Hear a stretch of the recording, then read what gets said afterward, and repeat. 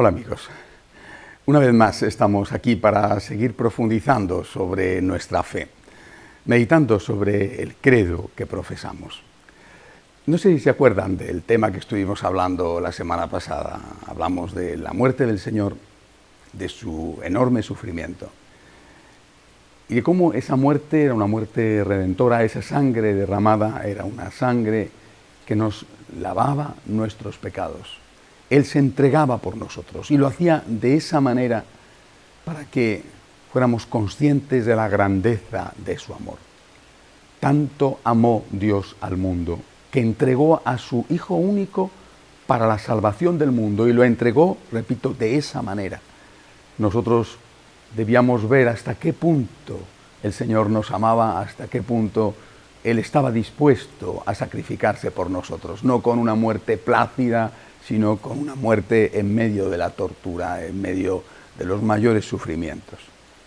Pero también vimos la semana pasada otro tema importante, siempre continuando con el desarrollo del credo. Cristo sufre, Cristo muere y Cristo es sepultado.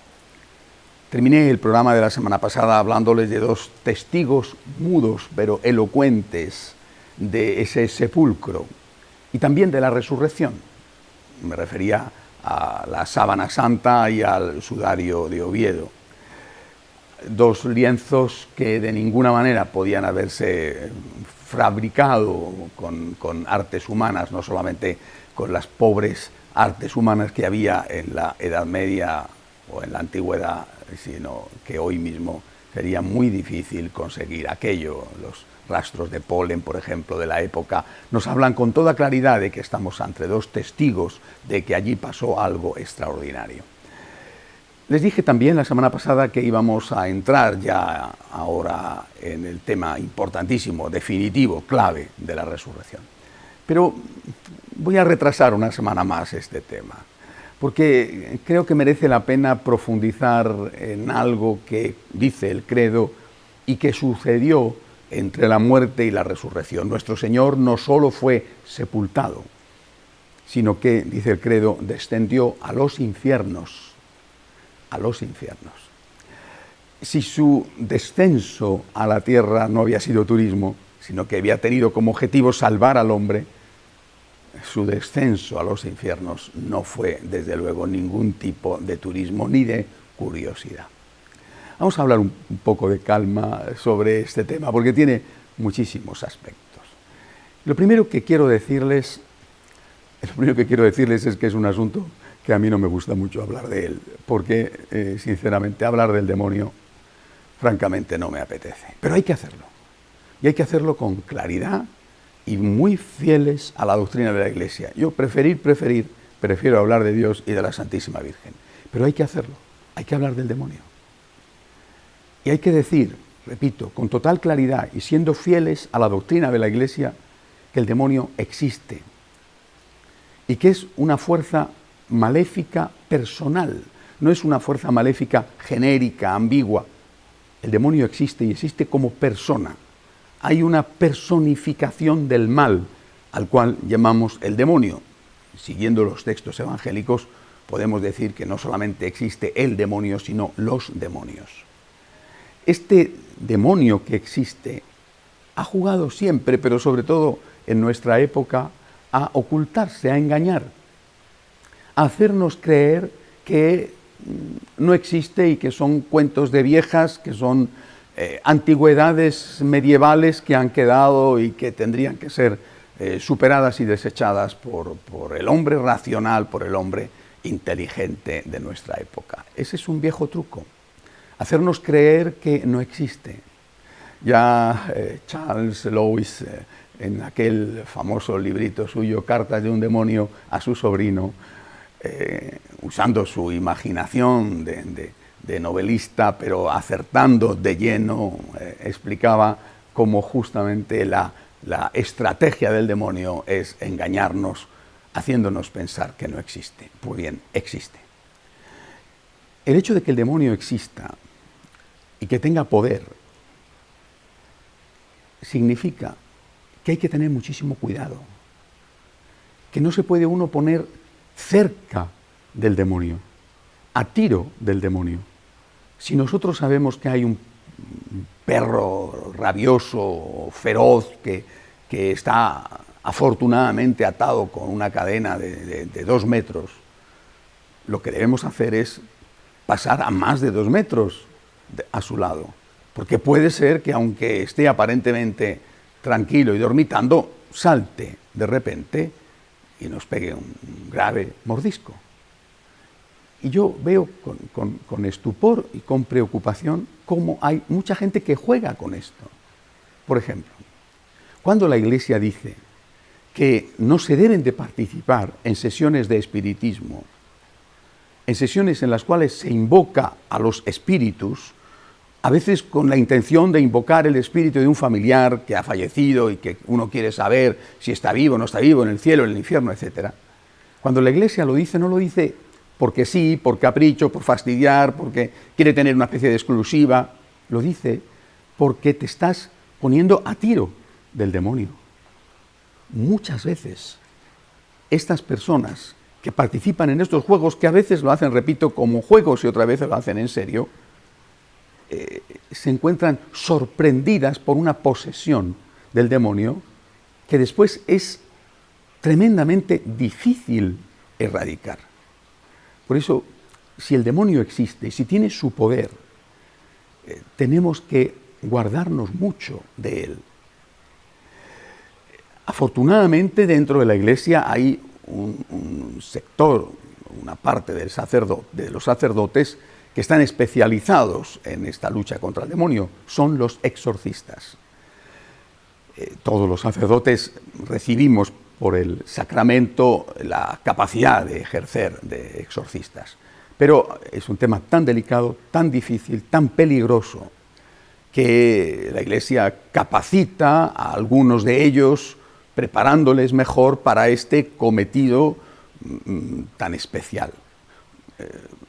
Durante estos últimos años, el fenómeno del exorcismo fue visto con sospecha, como algo también igual ligado al tema de las posesiones diabólicas, como algo anticuado, falso. Bueno, creo que hoy en día se está reivindicando la figura del exorcista y se está viendo que es realmente necesario que existan en las diócesis.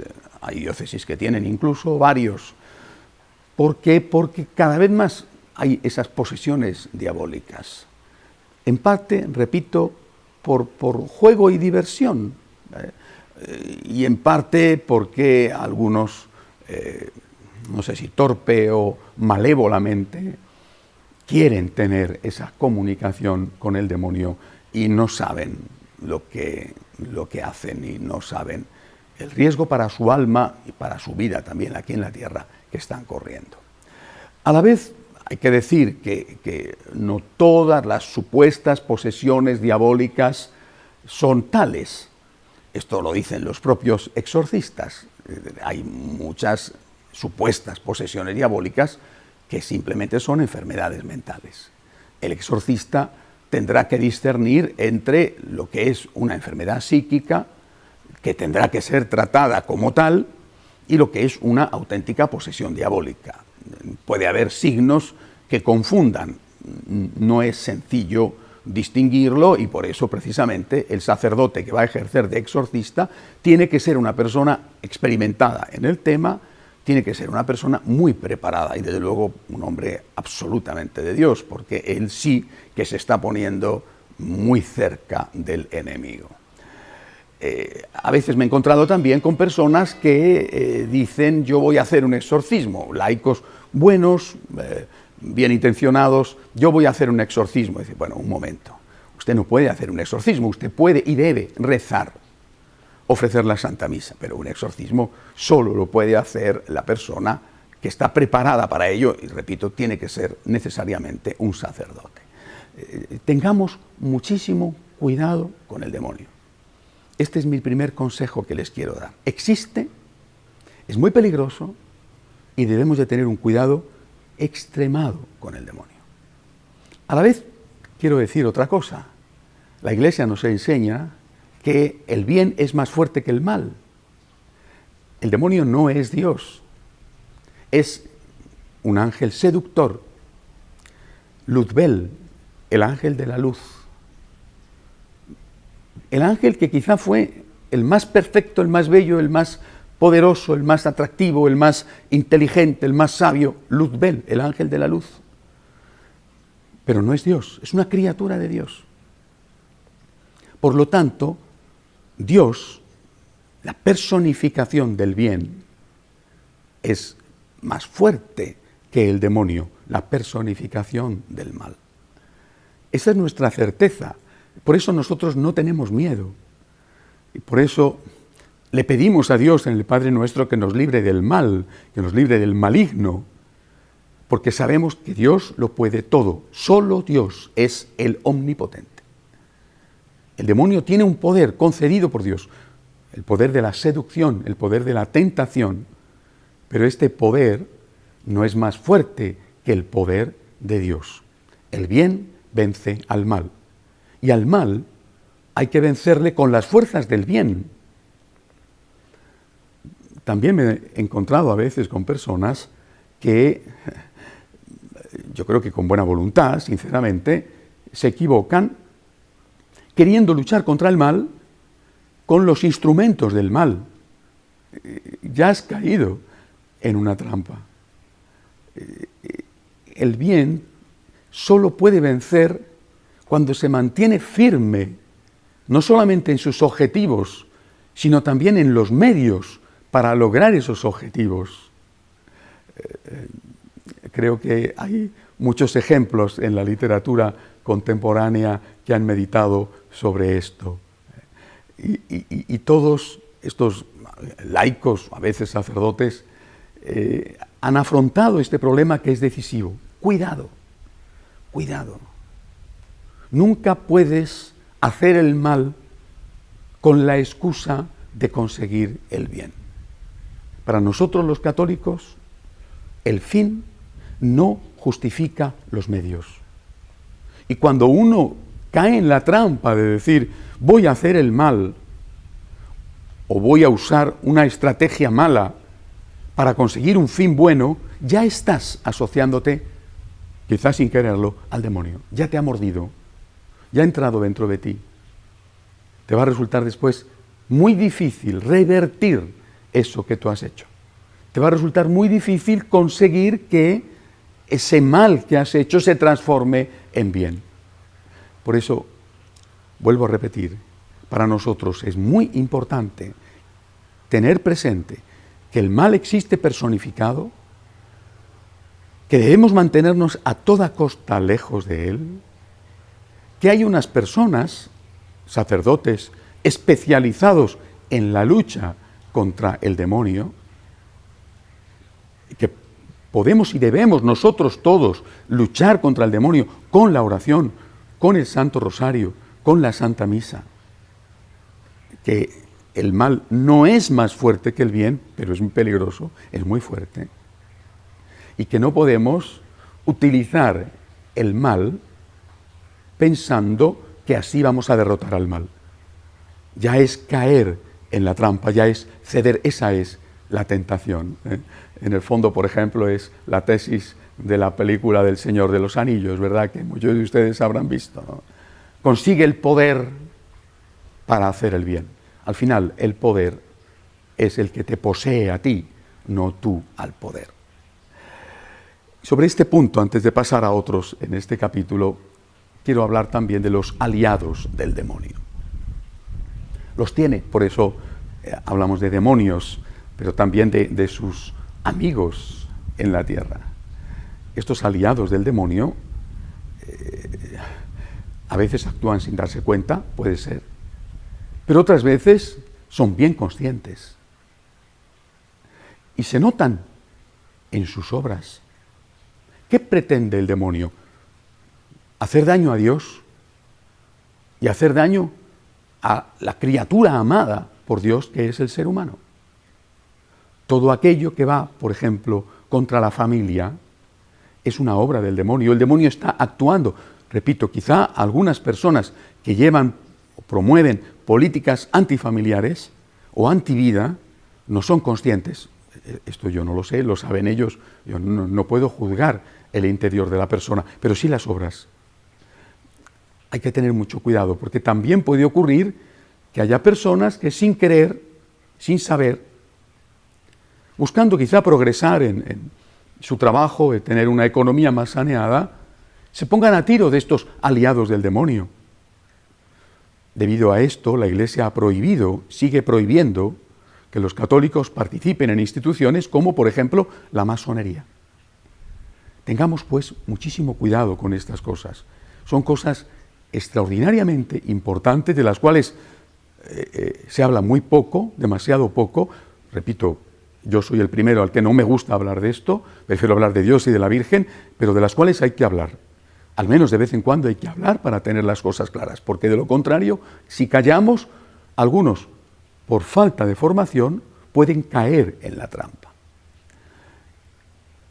Esto en cuanto al infierno. El Señor descendió para salvar a los que habían muerto antes de su resurrección, por ejemplo, Abraham. Pero también existe otra parte, otra etapa, que se llama el purgatorio. El purgatorio existe, es real, pero no es el infierno. Es una etapa de transición entre la muerte de la persona y el cielo. También son cosas de las que hoy en día se habla muy poco y debido a eso, poco a poco se han ido devaluando. Cuando nosotros morimos, en gracia de Dios, no vamos generalmente, la práctica totalidad, con excepciones, no vamos directamente al cielo. Porque nuestro pecado, el que haya sido venial, mortal, pocos, muchos, que ha sido perdonado con el sacramento de la confesión, nuestro pecado, que ese sacramento nos ha devuelto a la gracia de Dios, a la unión con Dios, pero nuestro pecado tenía lo que llamamos la pena. Es decir, nosotros teníamos que ser purificados. Hemos vuelto a la gracia de Dios, sí, pero la herida del pecado está. Tú, por ejemplo, robas, te confiesas, te perdonan, pero te dicen, tienes que devolver lo robado. Este es un ejemplo que se aplica aquí en la tierra, tienes que devolver lo robado, pero a nivel de ejemplo vale para todos los pecados, tienes que purificarte por lo que has hecho. No puedes entrar en el cielo, tienes que pasar un tiempo, una etapa de purificación. Eso es lo que tiene lugar en el purgatorio.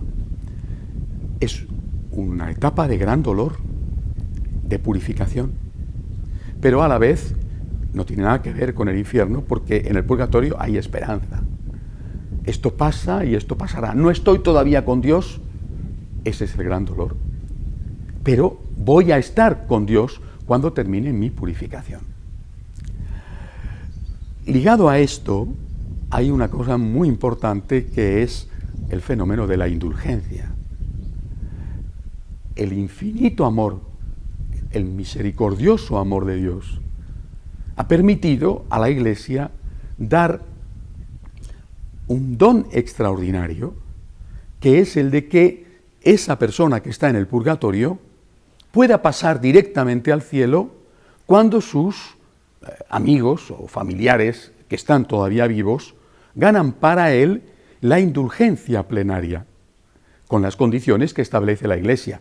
Confesión por parte, lógicamente, del que está vivo, del que gana la indulgencia, confesión una semana antes o una semana después, comunión en estado de gracia, por supuesto, además rezar por el Santo Padre y además la confesión del credo, la confesión de la fe. Esto es un don, un truco extraordinario que el propio Dios concede a esos que están esperando su llegada al cielo, están en el purgatorio, y lo concede a través de la Iglesia. También, naturalmente, la indulgencia se puede ganar por uno mismo. Se puede ganar por uno o por un familiar difunto.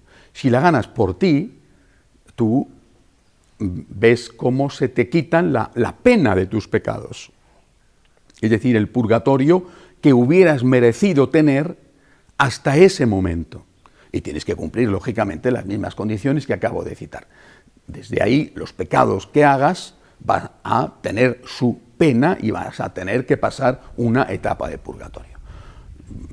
Podemos decir, así lo enseña la Iglesia, que si una persona muriera en el mismo instante en que acaba de recibir la indulgencia, o después, pero sin haber cometido ni siquiera un pecado venial, iría directamente al cielo.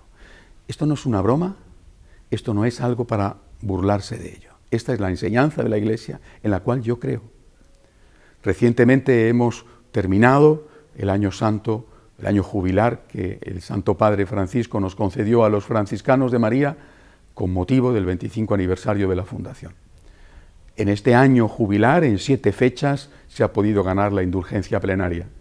Yo he sido testigo del bien que esto ha hecho. Y yo he sido testigo del bien que ha hecho, no de todo el bien que se ha producido, porque no he visto los miles de almas que han salido del purgatorio porque sus familiares han ganado la indulgencia para ellos, pero sí he visto los miles de personas que se han confesado, que han ido a la Santa Misa. Algunas de esas personas, católicos practicantes, franciscanos de María, otros no, eran, digamos, personas que habitualmente, con una cierta frecuencia, se confesaban, otros no. Otros, por amor a sus familiares difuntos, han vuelto a la Iglesia, han vuelto a la confesión. El tema de las indulgencias no es una broma y algunos, por desgracia, no se lo toman suficientemente en serio. Quiero dedicar los últimos minutos a algo que también me preocupa muchísimo. Siempre relacionado con este tema del demonio, del infierno que existe, esa separación definitiva de Dios que es terrible, y del purgatorio. Me refiero a los abusos que se están produciendo con la Eucaristía. Muchos no son conscientes de que existen de verdad, aunque estén también como el demonio ocultas con una neblina de silencio, de que existen de verdad las misas satánicas y que en esas misas satánicas se profana la Eucaristía y se profana llevando una forma consagrada que ha sido robada de la Iglesia generalmente cuando una persona ha ido a tomar la comunión y se la ha guardado. Por eso los sacerdotes insistimos y debemos insistir mucho en que la comunión se tome delante del sacerdote, que lleven a la boca delante del sacerdote la forma consagrada, que no se la lleven en la mano porque la mayor parte de las veces que eso ocurre no van a hacer nada malo con ello, pero otras veces sí. Hay que ser muy cuidadosos con esto, comulgar delante del sacerdote. Fíjense ustedes, no hace mucho me decían que habían ido unas personas a un curandero y que había sacado una forma consagrada para darle un fragmento con el objetivo de curarle. Y eso no era una misa satánica. Hay muchísimo abuso de la Eucaristía. Queridos amigos, el demonio existe, tengan mucho cuidado con él, mucho cuidado, no se pongan a su tiro, pero naturalmente el bien es más fuerte que el mal.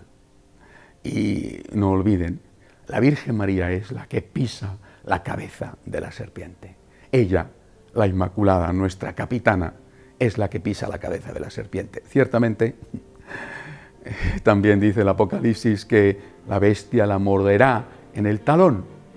Y nosotros los que estamos trabajando por la Virgen muchas veces somos como el talón de María y sentimos el mordisco. Pero aún así, la Virgen cuida de sus hijos y cura las heridas de aquellos que sufrimos el mordisco de la serpiente por estar a las órdenes de María luchando para pisarle la cabeza. María siempre vence, siempre vencerá. Hasta la semana que viene, si Dios quiere.